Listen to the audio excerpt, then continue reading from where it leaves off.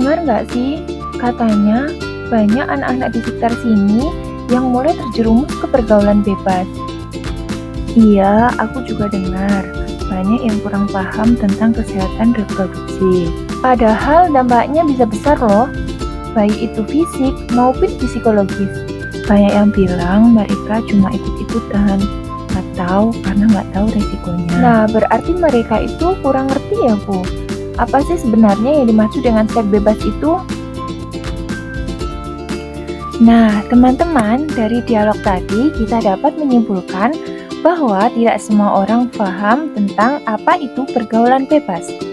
Jadi, di sini kita akan belajar bareng-bareng mengenai pergaulan bebas.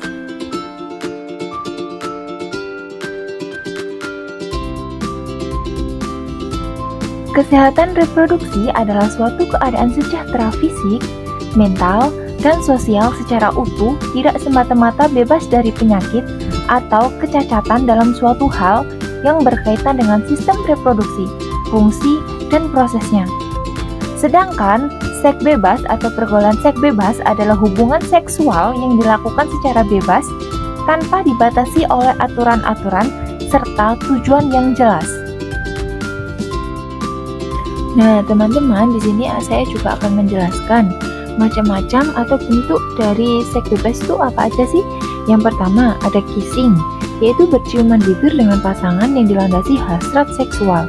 Yang kedua, ada nesting, yaitu bercumbu tanpa menempelkan alat kelamin, misalnya berpelukan, menyentuh payudara, atau melakukan rangsangan oral tanpa intercourse.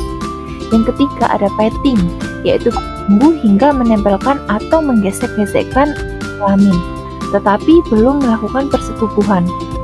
Yang keempat, ada sexual intercourse, yaitu hubungan kelamin atau persetubuhan yang melibatkan kontak langsung alat kelamin. Adapun faktor-faktor yang mempengaruhi perilaku seks bebas. Yang pertama, ada faktor biologis, di mana terjadi perubahan hormon pada remaja yang meningkatkan hasrat atau dorongan untuk melakukan hubungan seksual. Yang kedua, ada pengaruh orang tua, di mana kurangnya komunikasi terbuka tentang seks serta sikap orang tua yang mentabukan pembicaraan tersebut. Yang ketiga, ada pengetahuan, yaitu minimnya pemahaman tentang kesehatan reproduksi dan resiko seks bebas.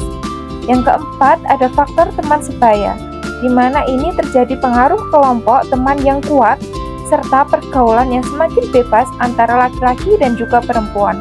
Yang kelima, ada faktor pendidikan, di mana kurangnya pendidikan seks yang benar dan efektif. Adapun beberapa dampak yang ditimbulkan dari perilaku seks bebas ini.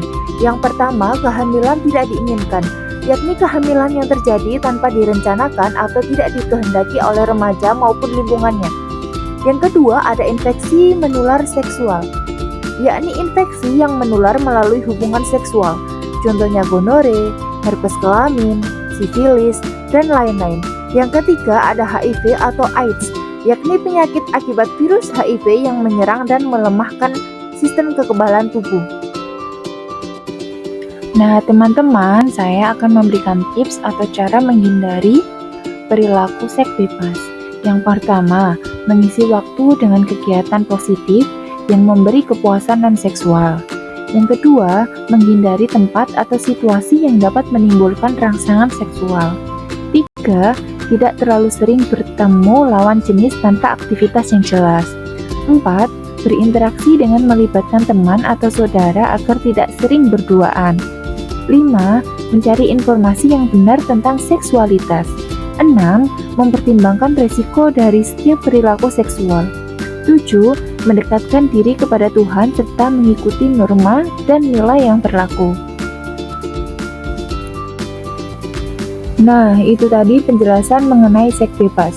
Dan dengan memahami resiko dan dampak seks bebas, diharapkan remaja mampu membangun perilaku yang lebih bijak, bertanggung jawab, serta menghindari diri sendiri demi masa depan yang lebih sehat dan terarah.